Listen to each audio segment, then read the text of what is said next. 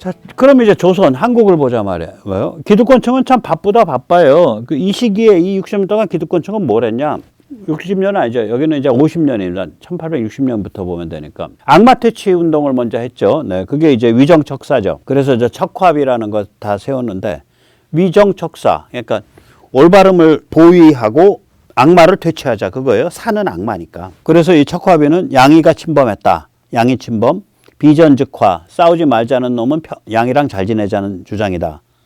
주화 매국, 양이랑 잘 지내자라고 얘기하는 자는 매국노다. 그러니까 즉 비전 매국이 되는 거예요. 양이가 침범했는데 싸우지 말자라고 하는 놈은 매국이다 이거예요. 비전즉화니까. 그리고 주화는 매국이니까 A는 A 이코르 B고 B 이코르 C니까 A 이코르 C죠. 그러니까 싸우지 말자 이코르 평화 이코르 매국, 고로 싸우지 말자 이코르 매국. 그거예요. 척화비가. 그러니까 이게 악마 퇴치 운동이죠. 그 다음에 이제 이런 관점에서 보면 이제 카톨릭은 이제 악마의 꼬붕들이야, 새끼 악마들이야. 그러니까 고문하고 목 잘라 이렇게 되는 거죠. 그리고 뭐 이제 우리 강화도 조약해서 이제 일제가 개항하자 그러니까 그 개항 조건을 따지는 게 아니라 우리는 독립국가가 아니라 중국의 속국이기 때문에 귀국과 개항 조약을 맺을 자격이 없습니다. 있다고 개소리를 했죠. 예. 정말 창피한 일이죠. 그리고 이제 1885년에는 영국이 우리 거문도 좀 우리 1년에 사용료 엄청나게 줄 테니까 거문도 좀 빌려줘. 그러고 거문도를 거절했는데도 눌러 앉았다가 결국은 사건 일으키기 싫으니까 영국이 일본이랑 결합하면서 거문도에서 발을 빼버리죠. 거문도에는 지금도 영국군 묘지가 있습니다. 예. 뭐 그 정도가 아니죠. 그 다음에는 이제 1894년에는 동학 농민들을 청부학살하죠. 이게 1차 봉기는 정부군이 진압하기도 했지만 실제 진압을 동학 메인스트림이 진압한 거예요. 너희 앉아 그랬단 말이에요. 최시영이 그러니까 전봉준하고 김계남, 손화중한테 너희 까불지 말고 앉아 그랬단 말이에요. 그래서 이제 본봉기는 진압이 된 거예요. 그런데 이제 1894년에 막 이제 그 친일파랑 개혁파가 막 손을 잡고 막 이제 그 개혁을 하니까 개혁이라 그럴까 이제 제도 정비를 하고 이러니까 그리고 이제 왕실이 흔들리는 것 같으니까 국가와 왕실을 보호하고 그러니까 보국 그 다음에 안민 네 그러니까 민생을 안정시킨다 이걸 이제 하고서 가을 봉기를 했죠. 그게 이제 최시영이 잘못 판단한 건데 그러면 뭐 죽이 되든 밥이 되든 그걸 조선군이 그걸 진압을 해야 되는데 청군과 일군을 불러들여 가지고 학살을 청부했죠. 동학도 학살을 청부한 거예요, 저게. 예. 그 다음엔 뭐 저렇게 돼서 이제 나라 점점 약해지니까 이제 민비가 이제 비참하게 이제 살해당하고 예. 그 다음에 이제 무서우니까 이제 러시아로 튀어 들어갔죠. 러시아 대사관으로. 그래서 러시아 대사관 옆에서 새빵살이 했죠. 그걸 아관 파천이라고 부르죠. 예, 그 다음에 이제 러시아가 또 일제랑 친해지니까 러시아 새빵살이도 의미가 없어지니까 다시 이제 돌아와서 그 다음에 이제 몇 년 지나서는 이제 국가 포기 이제 그 각서를 쓰죠. 그 각서의 이름이 을사늑약이라 그러죠. 을사조약. 예, 이건 보호령입니다. 예, 그러니까 프로텍토리트죠. 예, 그게 이제 뭐냐면은 국방과 외교를 포기하니까 이게 보호령이 되는 거죠. 그러고 나서 이제 그거마저도 이제 걷어치우고 국가를 통째로 이제 국가 매각을 하죠. 예, 그게 이제 이른바 한일 합병 조약이라는 거죠. 예, 한일 합방 조약, 국가 매각이죠. 그러니까 바빴어요, 나름 지배층은 악마 퇴치서부터 국가 매각까지 아주 열심히 달린 거예요, 50년 동안. 그리고 이제 목을 많이 잘라 주겠죠. 우리 카톨릭을. 예, 저도 카톨릭에서 어렸을 때 영세 받았는데, 예, 데오필로, 예, 신의 사랑이라는 아주 어마무시한 세례명을 받았습니다. 예. 목을 많이 잘라 주겠죠. 바람 불어 좋은 날 목 자르기 좋은 것을 잘 골랐습니다. 예, 이게 이제 보면은 우리가 이제 절두산 성지를 많이 알죠. 그 합정동, 예, 양화대교 있는데 저 사진에 보면 맨 왼쪽 위에 있는 거. 그런데 실제로는 용산 일대에 몰려 있습니다. 네, 지금 용산 가족공원 쪽에 있는 게 외고개인데 그 외가 기와 와자예요. 와고개. 거기 기와 굽던 자리예요. 예, 그게 맨 오른쪽에 있는 별표입니다.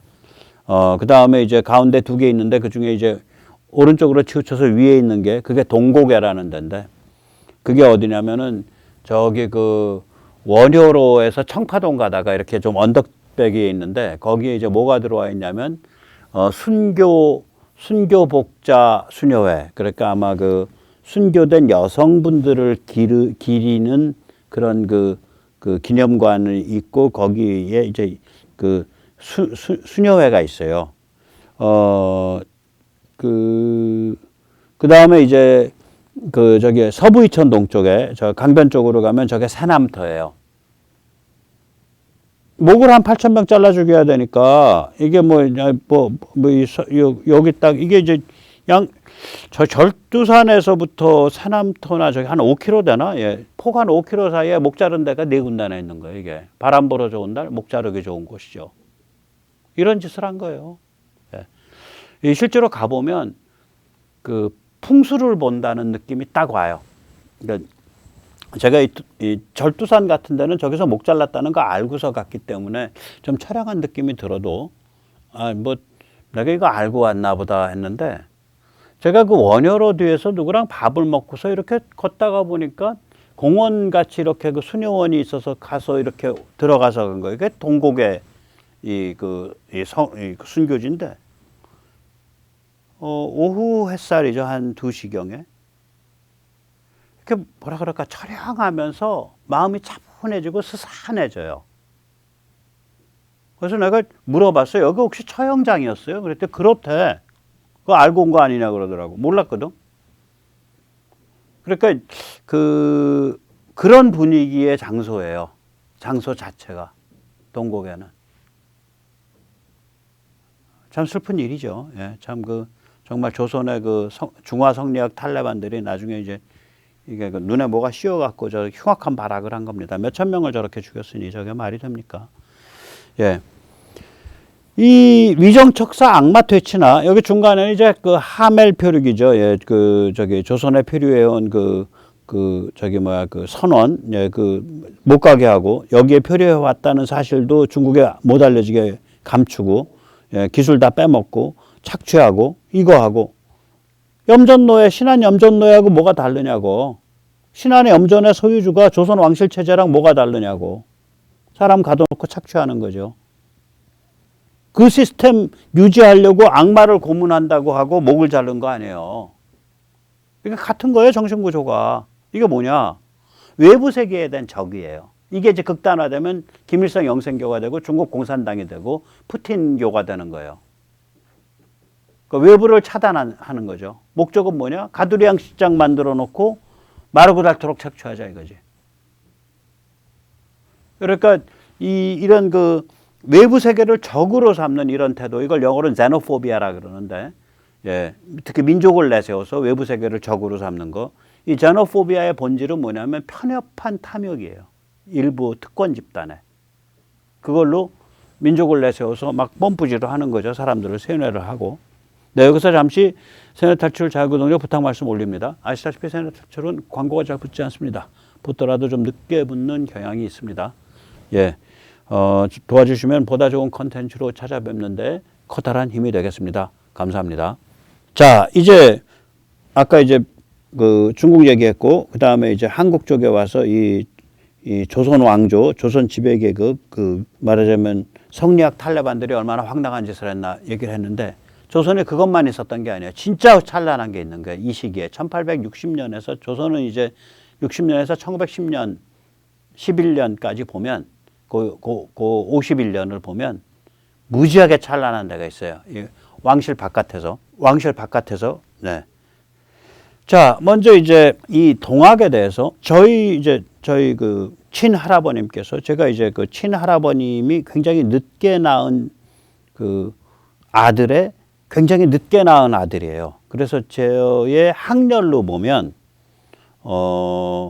말하자면 저희 친할아버님이 이제 1870년생쯤 되시거든요.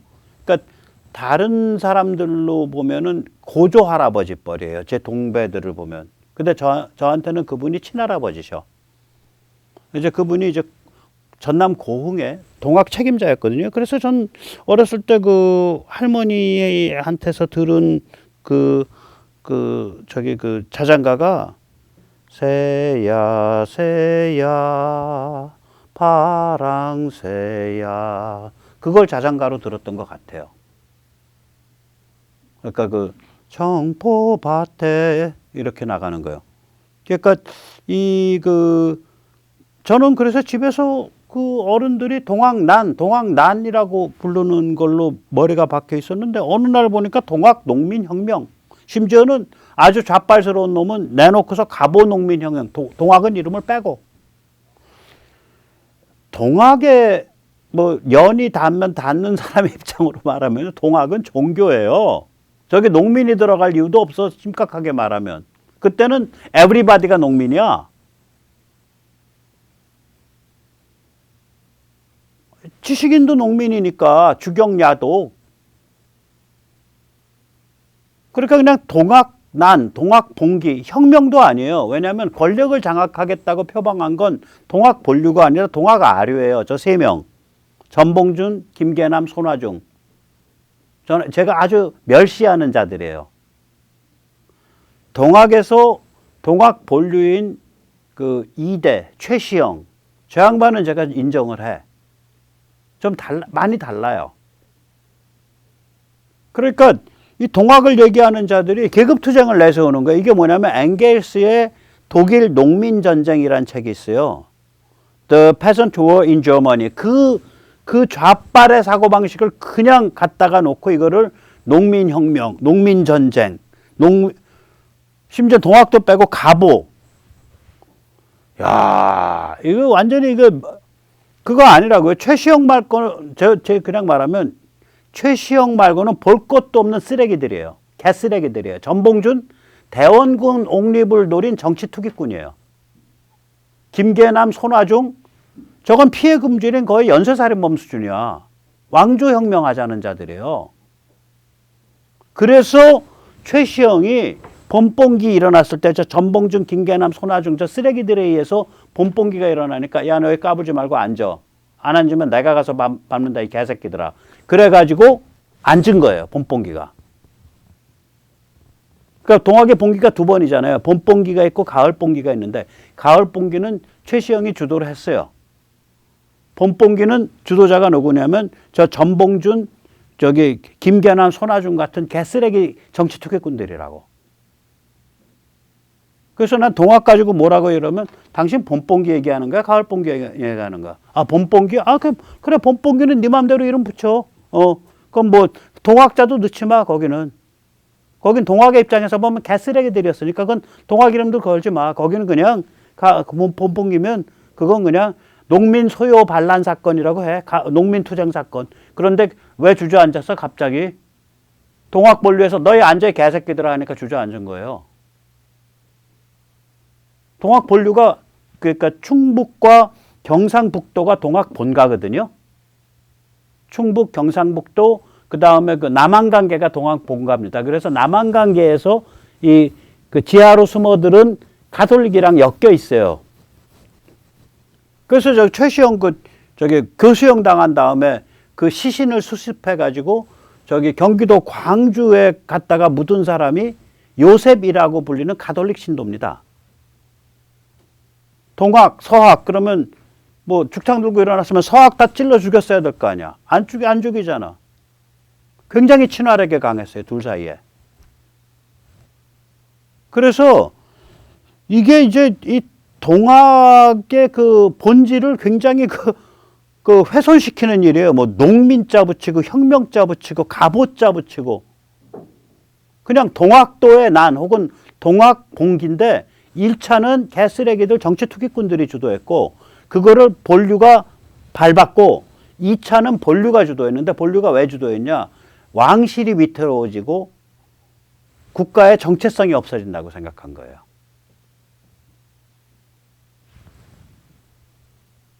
아, 이거 우리나라 국사학자들 뭐 하는지 모르겠어. 이게 다 망가져 있다니까. 그래서 이 동학에서 말하는 거, 네 안에 하늘님이 있다. 내 안에 하느님이 있다. 그러니까 제밥 제사할 때, 이게 왼쪽에 이제 제사할 때 이렇게 제밥을 귀신 드시라고 저렇게 차리잖아. 위패를 놓고. 그렇게 하지 말고, 산 사람이 밥 먹으면서 위패는 저렇게 놔라. 제가 이제 사진 합성한 거예요. 상머리에 위패 그냥 놔두고, 밥은 내 앞에 차려서 먹어. 그리고 저기 뭐 귀신한테는 밥 안 바쳐도 돼. 그걸 얘기를 해요. 이 최시영이. 그 이제 향하설위라 그러죠. 나를 향해서 그 위패를 놓는다는데 나를 향해서 밥을 놓는다예요. 실제로 의미는. 나를 향해서 밥을 놓는다. 향하설이. 그러니까 그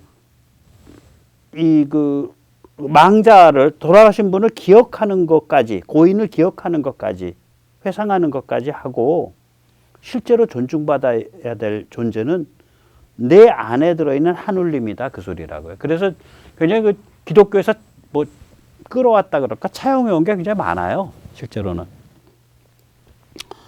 그 다음에 이제 저 시기 때 제가 이걸 이 얘기를 왜 하냐. 자, 보세요. 전통사회가 서양 현대문명의 충격을 받았어. 소문에 들리기에는 뭐 그 무시무시한 청나라가 무릎을 꿇었대. 힘도 못 써보고. 또 그 무시무시한 청나라에서는 야소교라는 걸 주장을 하면서 예수의 동생을 주장하면서 엄청난 이상한 사교 반란이 일어나서 사람들이 엄청 죽었대. 뭐 이런 흉흉한 소문 상태예요. 그 다음에 이제 이놈의 저기 대원군은 또 저기 조선 왕실은 또 그냥 천주교 믿는다고 사람들 갖다가 막 지푸라기처럼 목 잘라서 죽이고 고문하고. 이 상태에서 이제 전통적인 방식으로 어떤 사상적 모색이 있을 수밖에 없잖아요. 그 모색이 하나가 저 동학 본류예요. 최시영으로 대별되는. 제가 그래서 전봉준이나 이 김화중이나 손계남을 쓰레기로 보는 거예요. 본류의 입장에서 보면. 저는 그 말 할 수 있어. 우리 할아버지가 동학 고흥 책임자였고 그것 때문에 인생 조진 분인데 그것 때문에 거지로 3년을 살고 완전히 집안이 풍비박살 났는데 동학 메인스트림의 자손의 한 명으로 그 말 할 수 있다니까요. 저는. 네, 그래서 이 전통사회가 현대문명에 끌려 들어갔을 때 아직 현대문명의 요체를 정확하게 파악을 못한 상태 혹은 파악한 사람이 극소수밖에 없을 때 기본적으로는 전통사상의 문맥에서 그냥 있는 사람들이 거기에 대해서 어떻게 반응하고 어떻게 변화하려고 몸부림치나를 봐야 돼요. 지금 중국 경우에는 거기에 대해서 기독교 사교로 잔혹한 반란으로 반응했고요. 그 다음엔 시치라는 시대의 여성 권력자의 돈을 받아가지고 전국 단위에서 아주 잔혹한 관제 민족주의 테러로 반응을 했다고요. 그런데 이제 여기는 저는 동학의 메인스트림을 얘기를 하면은 굉장히 유장하고 심오한 종교로 반응을 했어요. 그래서 동학의 전봉준, 김계남, 손아중을 개쓰레기로 보는 거예요. 그 메인스트림에서 보면 진짜 쓰레기입니다. 그 다음에 이제 두 번째로는 여기는 역사상을 하잖아요. 그 역에서 이제 반응을 하는데,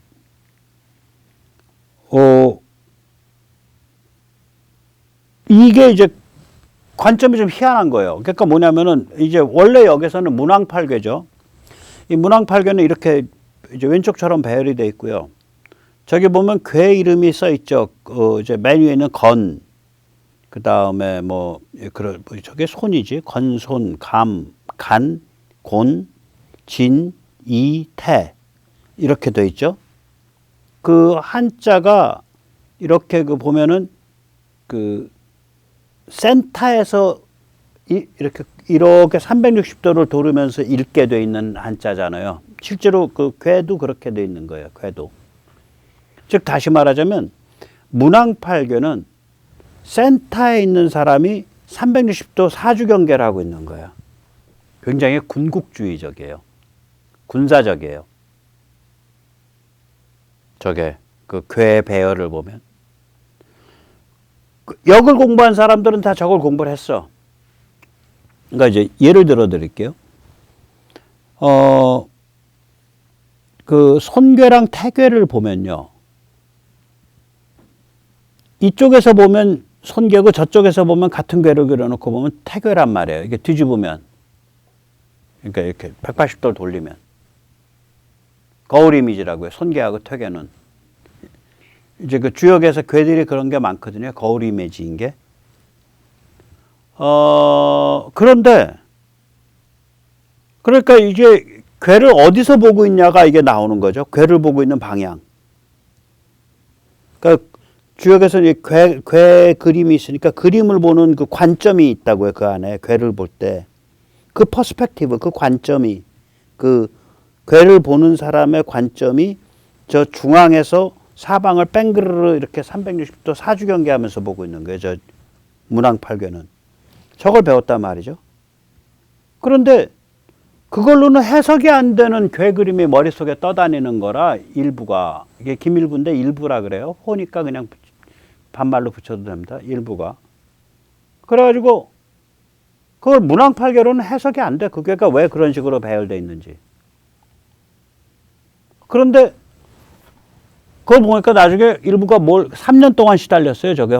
자기는 이제 그러니까 나쁜 의미에서 정신병적 환각이라고 생각했어요. 일부가 처음에는. 내가 주역 공부하는 사람인데 왜 저런 식으로 괴가 머릿속에서 떠다니냐. 눈앞에 떠다니냐. 머릿속에 아니라 눈앞에 보이는 거예요.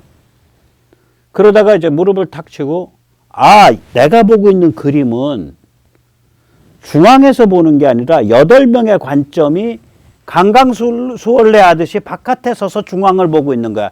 8개의 복수 관점이야. 이렇게 생각을 하게 된 거예요. 그게 정역이에요. 문왕팔괴는 주인공이 한 명입니다. 관점도 한 사람의 관점이고 그 관점을 가진 사람의 위치는 중앙이에요. 김일부의 정역팔괴는요. 저게 그래서 등탑팔괴라. 등탑놀이가 강강수월래 놀이 아니에요. 등탑을 중심으로 손잡고 도는 거. 그 등탑팔괴라 그러는 거예요. 그래서 저걸. 이 등장인물이 그러니까 관점을 가진 존재가 8명인 거고요. 그 8이 아주 조화롭게 중앙을 보고 있는 거예요. 그래서 괴 이름도 바깥에서 쓴 한자잖아요. 바깥에서 볼 때 저 한자가 이렇게잖아요. 뭐 손, 건, 위에서 보면은 아래에서부터 시계 방향으로 돌아가면 건, 감, 간, 손, 곤, 이, 태, 진. 그러니까 괴 배열도 좀 다르고. 예. 이거 뭐냐면은 어떤 괴를 그릴 때